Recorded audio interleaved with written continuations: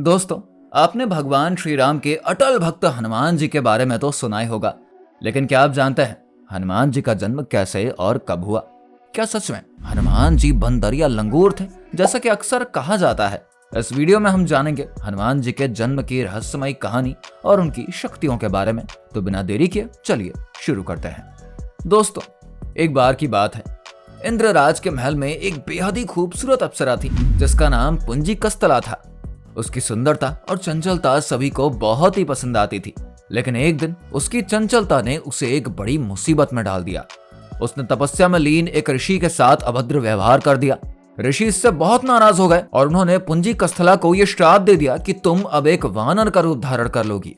इस श्राप से पुंजी कस्थला को बहुत दुख हुआ और तुरंत ही उन्होंने ऋषि से माफी मांगी और श्राप को वापस लेने के लिए कहा। जिसके बाद ऋषि ने दया दिखाते हुए कहा कि देवी, तुम्हारा वानर रूप भी अत्यंत ही तेजस्वी होगा और तुम एक बहुत ही यशस्वी पुत्र को जन्म दोगी।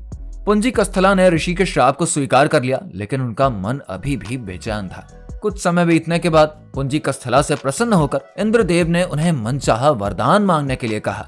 तभी पुंजी कस्थला ने इंद्रदेव से ऋषि द्वारा प्राप्त श्राप से मुक्ति पाने के लिए निवेदन किया।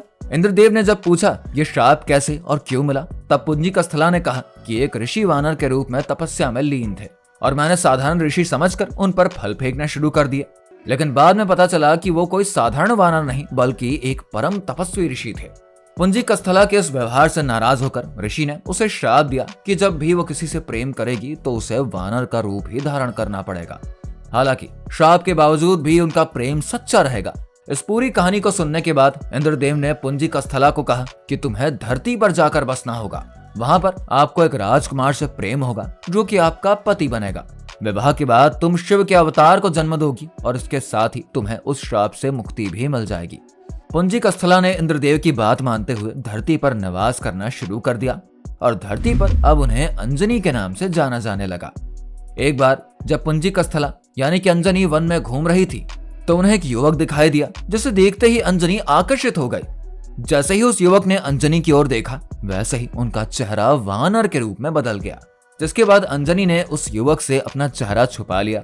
लेकिन जब युवक उसके पास आया तो अंजनी ने कहा कि मैं बहुत ही बदसूरत हूँ।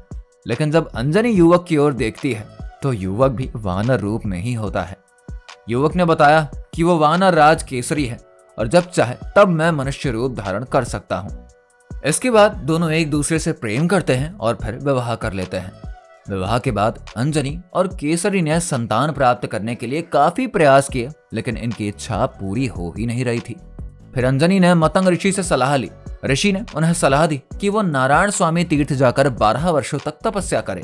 जिसके बाद की अंजनी ने ऋषि की सलाह मानी और तपस्या में जुट गई।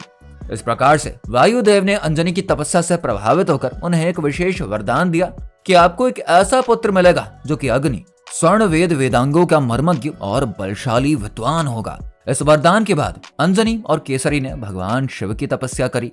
शिव जी उनके तप से खुश होकर वरदान मांगने के लिए कहते हैं। अंजनी ने ऋषि द्वारा मिले श्राप को बताते हुए कहा कि इस श्राप से मुक्ति पाने के लिए उन्हें शिव के अवतार को जन्म देना होगा। इसीलिए अंजनी ने शिव जी से प्रार्थना करी कि वो उसके गर्भ से बाल रूप में जन्म ले। जिसके बाद भगवान शिव ने उनकी प्रार्थना को स्वीकार किया। इस प्रकार से अंजनी जी के गर्भ से भगवान शिव के 11वें अवतार के रूप में हनुमान जी जन्म लेते हैं। हनुमान जी को अंजनेय भी कहा जाता है, जिसका मतलब है अंजनी का पुत्र। इस प्रकार से हनुमान जी महादेव के 11वें अवतार के रूप में जाने जाते हैं। हनुमान जी को अपार शक्ति, बुद्धि और समर्पण का प्रतीक माना जाता है। वे हर तरीके की बाधा को पार करने में सक्षम है।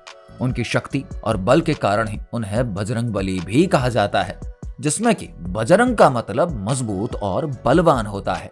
तो दोस्तों, क्या आपको हनुमान जी के जन्म के बारे में पहले से ही मालूम था या फिर नहीं? हमें कमेंट करके बताइए। वीडियो पसंद आई है तो इसको लाइक और शेयर करिए, साथ ही चैनल को सब्सक्राइब करना बिल्कुल ना भूलें।